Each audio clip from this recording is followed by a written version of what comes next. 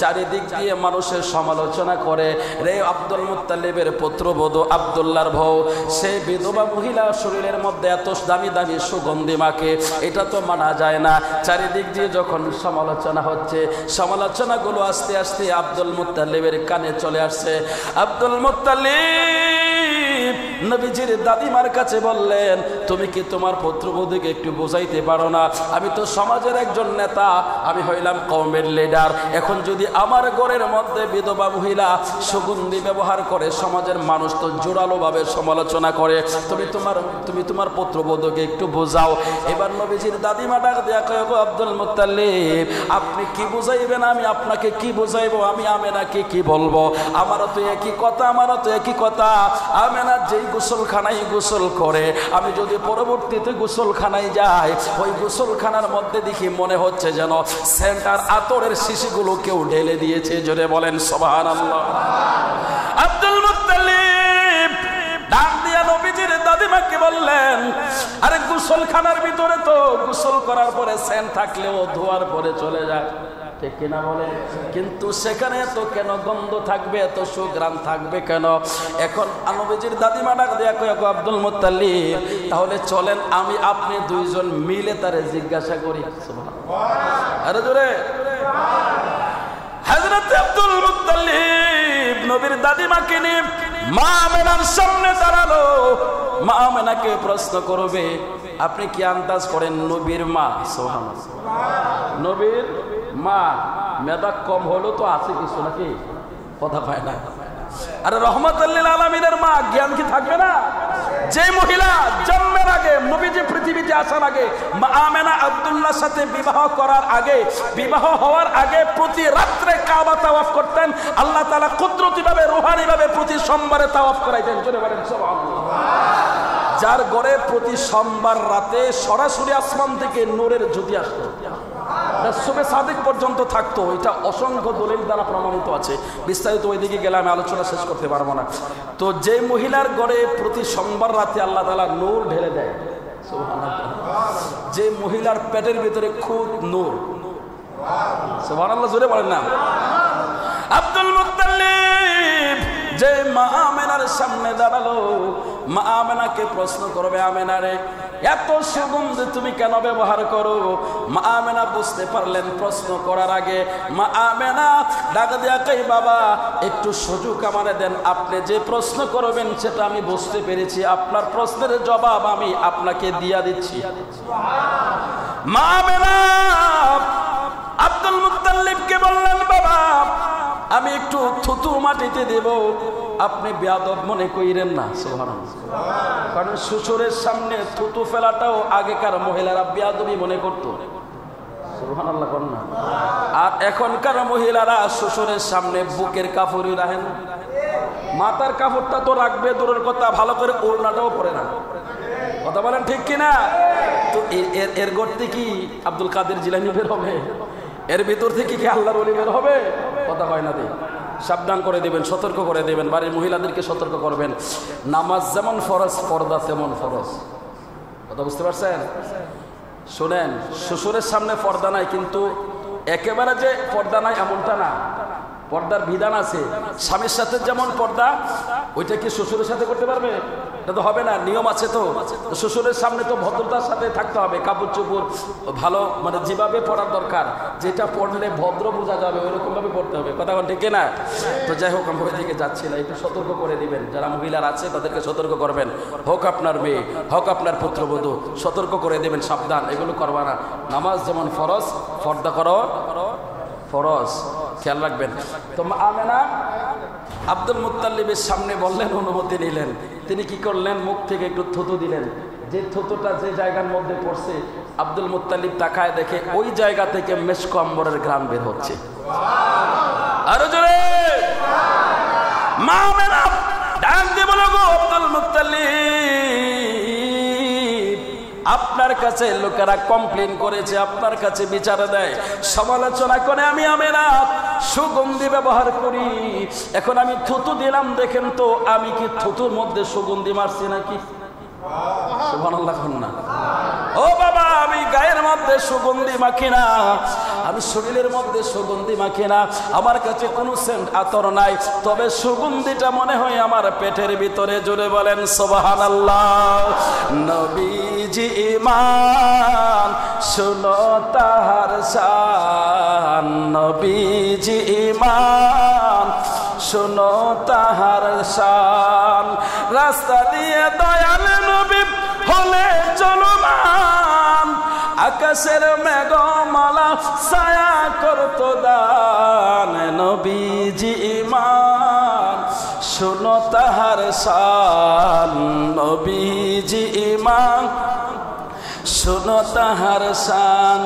ওরে ওই নবীকে বাসলে বলো, ওই নবীকে বাসলে বলো তাজা হই ঈমান। নবীজি ঈমান শুনো তাহার শান, নবীজি ঈমান শুনো তাহার শান। ডাইন হাতটা উঁচু করে নবীর মুহাব্বতে বলেন না ইয়া রাসূলুল্লাহ। মা আমেনা লাগদে ওগো আব্দুল মুত্তালিব, আমি গায়ের মধ্যে দেহের মধ্যে সুগন্ধি মাখি না, সুগন্ধিটা আমার পেটের ভিতরে। আব্দুল মুত্তালিবের আর বুঝতে বাকি নাই, আব্দুল মুত্তালিব বুঝে গেল। এবার সমালোচকদের সমালোচনা কানে নিচ্ছে না। এই দিক দিয়ে মা আমেনা রাতের বেলা যখন শুয়ে পড়লেন, কে জানি ডেকে বলতেছেন আমেনা রে, ও আমেনা, আমেনা তোমার ঘরে তোমার পেটের ভিতরে রহমতের নবীর আগমনের সময় ঘনিয়ে আসছে, তুমি রহমতের নবীকে নিয়ে একটু কাবা তাওয়াফ করে আসো। আরে জোরে। মা আমেনা নবীজি পেট মোবারকের মধ্যে মা আমেনা কাবা তাওয়াফ করতেছিলেন। কাবা তাওয়াফ করে যখন আসবে ফিরবে, ফেরার সময় দেখে একটা বাঘ আর একটা হরিণ মা আমেনার দিকে ছুটে আসতেছে। জোরে বলেন সুবহানাল্লাহ। মা আমেনা দেখে ভয় পাচ্ছে। এবার বাঘটা আল্লাহকে ডাক দেয়া কয়, আল্লাহ তোমার নবী রহমতের নবীর মা আমাকে দেখে মনে হয় ভয় পাচ্ছে গো আল্লাহ। আল্লাহ যদি রহমতের নবীর মা ভয় পা, রহমতের নবীর মা যদি কষ্ট পায়, আল্লাহ আমার বাঘের জীবন বৃথা হয়ে যাবে। আল্লাহ তুমি জবানটা খুলে দাও, আমি তোমার মায়ের নবীর, তুমি তোমার নবীর মায়ের সঙ্গে একটু কথা বলতে চাই। আল্লাহ কই বাঘরে, যে নবীরে না বানাইলে কিছুই বানাইতাম না, ওই নবীর খাতিরে আমি সব কিছু বানাইছি। নবীর খাতিরে যদি সব কিছু বানাইতে পারি, আমি আল্লাহ তোর জবানও খুইলা দিতে পারি। জোরে বলেন সুবহানাল্লাহ। বাঘের জবান খুলে গেল। বাঘ ডাক দেয়া কই, মা একটু তুমি দাঁড়াও, ভয় পাও না, আমি তোমাকে আক্রমণ করব না, তোমাকে খাবো না, আমি তোমার কদমে একটা চুমু দিয়ে আমার বাঘী জীবনটাকে ধন্য করতে চাই। মা আমেনা কই, ব্যাপার কি রে, ভাগ মানুষের মতো কথা বলে? এটা তো আশ্চর্য বিষয়, ভাগ মানুষের মতো কথা বলে। মা আমেনা থমকে দাঁড়ালেন। বাঘ যখন মা আমেনার দিকে আসতেছে, এদিক দিয়ে আরেকটা হরিণও ছুটে আসতেছে। বাঘ আর হরিণ এসে মা আমেনার কদমে চুমু দিয়ে দিলেন। মা আমেনা অবাক হয়ে গেল। অবাক হয়ে ওই বাঘকে জিজ্ঞাসা করলো, ভাগরে তোমরা হরিণ আর বাঘ হইলা জাত শত্রু, বাঘ দেখলে হরিণ পালায়, কথা কোন ঠিক কিনা? আর হরিণ বাঘ দেখলে আক্রমণ করে, কিন্তু তোমরা জাত শত্রু। আজকে দুইজন একসাথে করে গলাগলি করে আমার পায়ে এসে চুমু দিলা, এটার কারণটা আগে বলো। এবার বাঘ দেখে বলে, মা ও মা আমেনা, আমরা গত রাত্রে শুনেছি আসমানের মধ্যে ফেরেশতারা আলোচনা করতেছে, জমিনের মধ্যে ফেরেশতারা আলোচনা করতেছে, রহমাতুল লিল আলামিনের আসার আগমন হয়ে গেছে। আর তুমি যে আজকে কাবা তাওয়াফ করতে আসবা, এই কথাগুলো চারিদিক দিয়ে আলোচনা হচ্ছে। এই জন্য আমি চাইলাম তোমার কদমে চুমু দিয়া নিজের জীবনটারে ধন্য করব। জোরে বলেন সুবহানাল্লাহ। মা আমেনা কয়, তোমরা জাত সূত্র, একজন আরেকজনের দুশমন, কিন্তু তোমরা দুশমনে ভুলে গেলা ওই নবীর খাতিরে আমরা সবকিছু ছেড়ে দিলাম। জোরে বলেন সুবহানাল্লাহ। আলামিনের মা দেখলো যে ভাগ হরিণ এসে কদমে চুমু দিচ্ছে। যখন মা আমেনা রাস্তায় হেঁটে যাচ্ছে, ঝাঁক ঝাঁক পাখি উপর দিয়ে উড়ে যায়, কিন্তু একজন পাখি আরেকটা পাখিকে দেখে বলতে থাকে, দেখো রহমতের নবীর মা যাচ্ছে, ওই রহমতের নবীর মায়ের মাথার উপর দিয়ে কেউ যদি তোমরা একবার যাও ধ্বংস হয়ে যাবে, সাবধান, সতর্ক হয়ে যাও। মা আমেনা যাওয়ার পরে তোমরা যাইবা। জোরে বলেন সুবহানাল্লাহ। মা আমেনা কই, আমি যখন রাস্তা দিয়ে বের হয়, চারিদিক দিয়ে রাস্তার চারিপাশ থেকে কে জানে হাজার হাজার কণ্ঠে আমাকে সালাম জানায়। আরো জোরে। মা আমেনা বলেন, আমি যখন কূপের পাড়ে যাই, কূপের পানি তোলার জন্য কূপের পানিটা অটোমেটিক্যালি উপরে চলে আসে। আরবের মহিলারা দেখে বলে, আমেনা, ও আমেনা, তুমি পানি নিয়ে চলে যাও না, একটু সময় দাঁড়ায় থাকো। সুবহানাল্লাহ। বলে, কেন দাঁড়ায় থাকবো? কই, তুমি দাঁড়ায় থাকলে পানি উপরে থাকে, তুমি চলে গেলে পানি চলে যায়। আমরা বালতি টেনে পানি তুলতে কষ্ট হয়, আর তুমি যখন কূপের পাড়ে থাকো পানিটা উপর থেকে চলে আসে, উপরের দিকে চলে আসে, আমরা সহজে পানি নিতে পারি। একটাবার আপনি চিন্তা করেন, নবীর কারণে আমার আল্লাহ যদি পানিকে উপরে তুলে দিতে পারে, ওই নবীকে ভালোবাসলে আল্লাহ আপনাকে জান্নাত দিতে পারে কি পারে না? এই জন্য নবীর প্রেম ভালোবাসা মহাব্বত যার অন্তরে থাকবে, তার জন্য আমার আল্লাহ জান্নাতের রাস্তা খুলে দিবে। এই দিক দিয়ে আসুন, আব্দুল মুত্তালিব কয় আর সমালোচনা কানে নেওয়া যাবে না। এই দিক দিয়ে আমার আল্লাহ কয়, আব্দুল মুত্তালিব তোরে আমি আরো কিছু দেখাবো। আব্দুল মুত্তালিব কাবার পাশে যখন বসেছিল, আমার নবী পৃথিবীতে তাশরিফ আনবে, এমন সময় আব্দুল মুত্তালিব তাকায়া দেখলো কাবার ভিতর থেকে 360টা মূর্তি, ওই 360টা মূর্তি একসাথে পড়ে গেল। একসাথে পড়ে গিয়ে মা আমেনার ঘরের দিকে সেজদায় ঝুঁকে পড়লো। জোরে বলেন সুবহানাল্লাহ। আব্দুল মুত্তালিব কই, শুধু তাই না, তাই না, আমি তাকায়া দেখলাম যে কাবায় এসে মানুষ সেজদা করে, যে কাবায় এসে মানুষ নামাজ আদায় করে, সেজদা করে, আমি দেখলাম খুদ সেই কাবা মা আমেনার ঘরের দিকে ঝুঁকে পড়ে সেজদাই করে। জোরে বলেন সুবহানাল্লাহ। এলেন নূরের নবী যখন মক্কা নগরে, এলেন নূরের নবী যখন মক্কা নগরে, কালমা মুখে নিয়ে নবী সিজদায় পড়ে, এলেন নূরের নবী যখন মক্কা নগরে, এলেন নূরের। আমার নবী দুনিয়ায় তাশরিফ আনলেন, কাবা ঝুঁকে গেলেন, নবীর ঘরের দিকে ঝুঁকে গেলেন, কাবা নবীকে সেজদা করলেন। জোরে বলেন সুবহানাল্লাহ। তাহলে আজ জন্য অনেক আশেরকারা বলে থাকে যে আমার নবী হচ্ছে কাবারও কাবা। জোরে বলেন না সুবহানাল্লাহ। যেমন হযরতে বেলাল আজান দিতে, আজান দেওয়ার জন্য যখন মক্কা বিজয় হলো, আজান দেওয়ার জন্য আল্লাহ রসুল বেলালকে আদেশ দিলেন, বেলাল তুমি আজান দাও। হযরতে বেলাল বললেন, ইয়া রাসূলুল্লাহ কোথায় থেকে আজান দিব? নবীকে উঁচু জায়গা থেকে আজান দাও। হযরতে বেলাল উঁচু জায়গা খুঁজতে খুঁজতে কাবার উপরে উঠে গেলেন। সুবহানাল্লাহ। এখন হযরতে বেলাল বলে, ইয়া রাসূলুল্লাহ এখন আমি তো কাবার উপরে দাঁড়ানো, মানুষ তো আজান দেয় কাবার দিকে ফিরে। কোন দিকে ফিরে? পশ্চিম দিকে ফিরে দেয় না? আমাদের কাবা কোন দিকে? পশ্চিম দিকে। এই জন্য আমরা পশ্চিম দিকে ফিরে আজান দেই। কথা বলেন ঠিক না বেটে? তো হযরতে বেলাল বলে, ইয়া রাসূলুল্লাহ এখন আমি তো কাবার উপরে দাঁড়ানো, আমি কোন দিকে ফিরে আজান দেব? আমি কি নিচের দিকে ফিরে আজান দেব? আমার নবী কয়, না ও বেলাল, তুমি আমি নবীর দিকে ফিরে আজান দাও। আরো জোরে। হযরতে বেলাল বুঝতে পারলেন আমার নবী কাবারও। সুবহানাল্লাহ।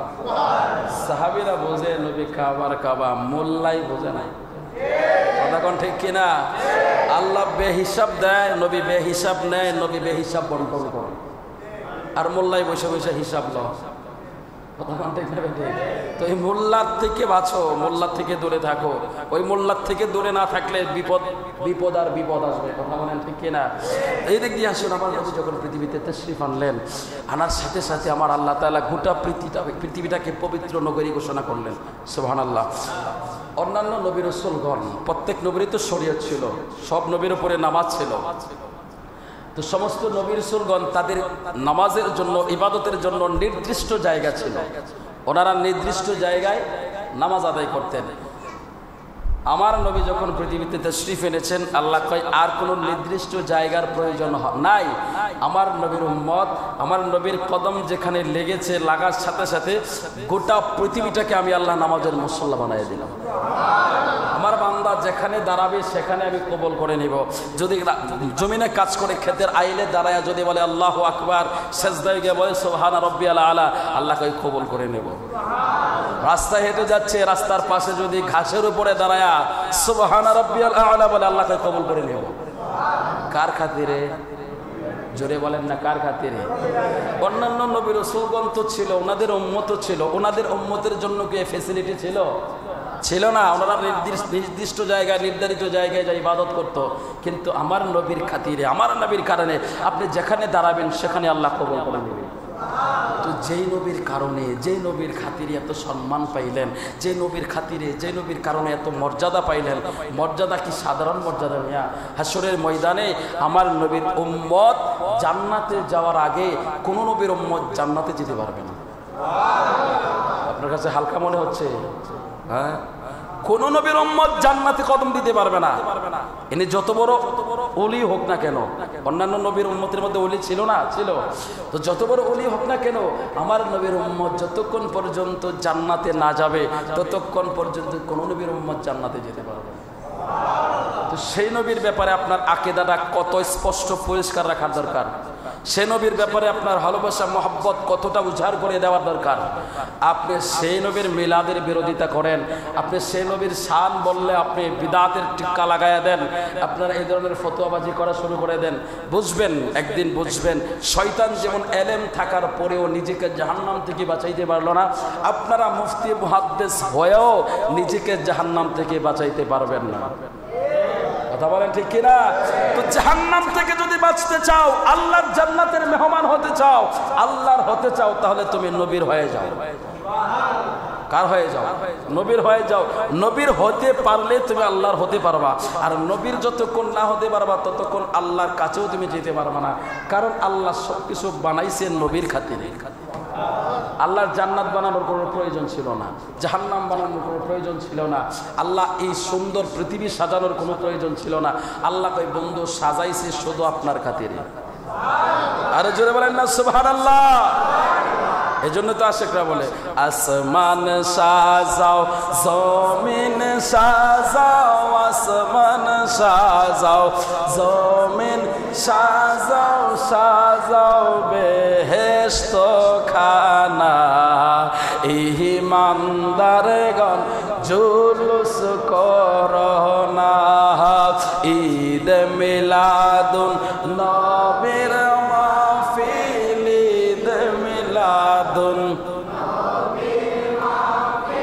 প্রথম করছে রাব্বানা, ইমানদারগণ জুলুস করোনা।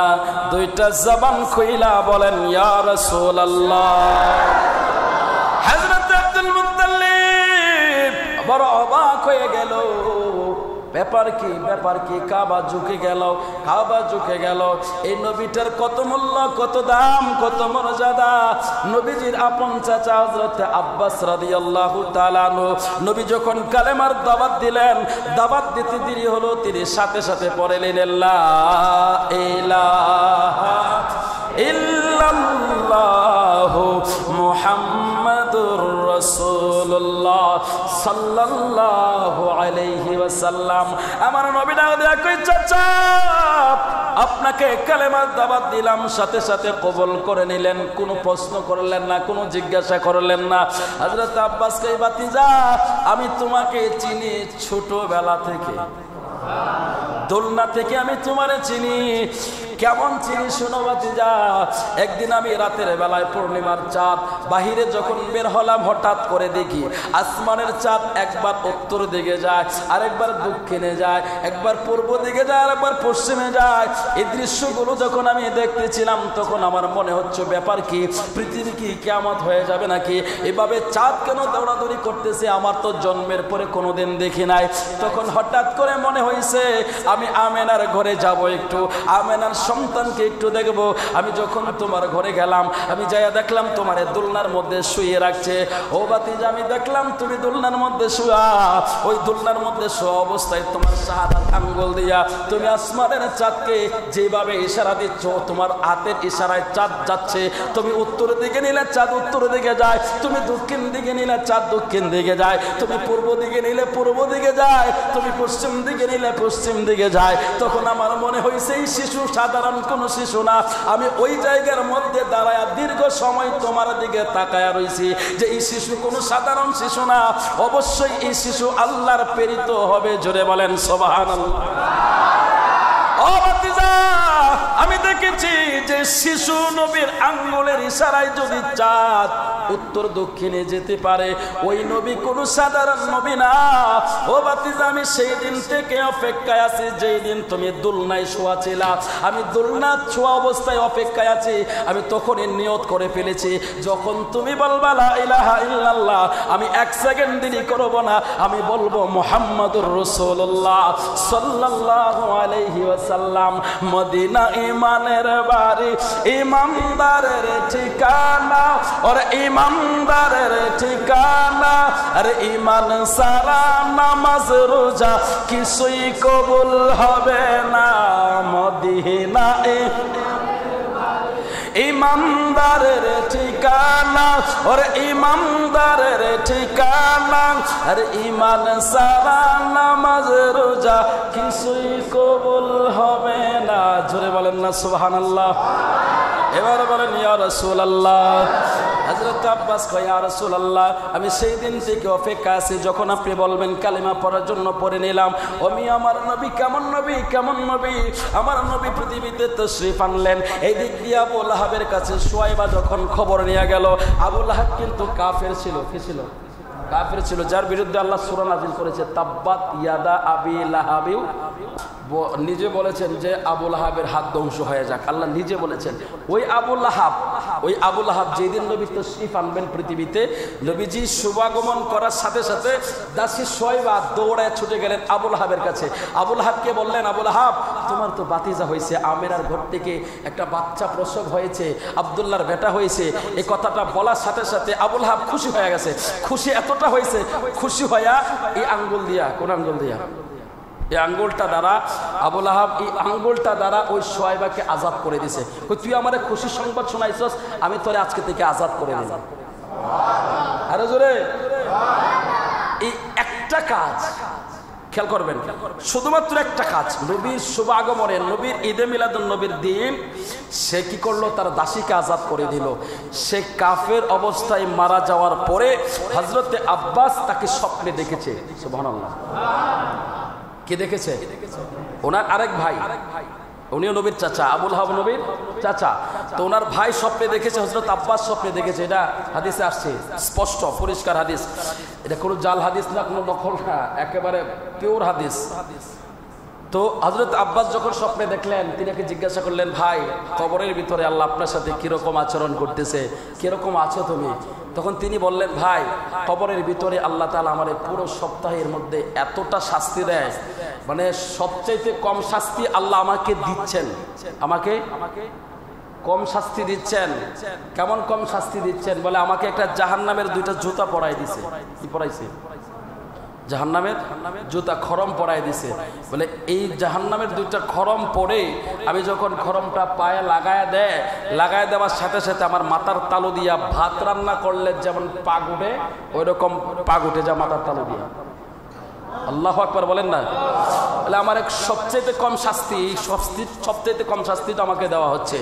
আমি অস্থিরতার ভিতরে একটা সপ্তাহ কাটাই, কিন্তু যেই দিন সোমবার আসে, ওই দিন সোমবার আসলে আল্লাহ তাআলা আমার এই আঙ্গুলের মধ্যে কি জানি একটা মধুর নহর, একটা শরবতের নহর আল্লাহ তাআলা জারি করে দেয়। অর্থাৎ আমি যখন সোমবার আসে, আমার এই নহর আঙ্গুল দিয়ে যখন পানি আসতে থাকে, তখন আমি পানিটা মুখে দেই। আমি যখন আঙ্গুলটা মুখে দেই, আমার মনে হয় যে এক সপ্তাহের কষ্ট সব দূর হয়ে গেছে। বলে ভাই এটা কেন তোমার সাথে আল্লাহ করে?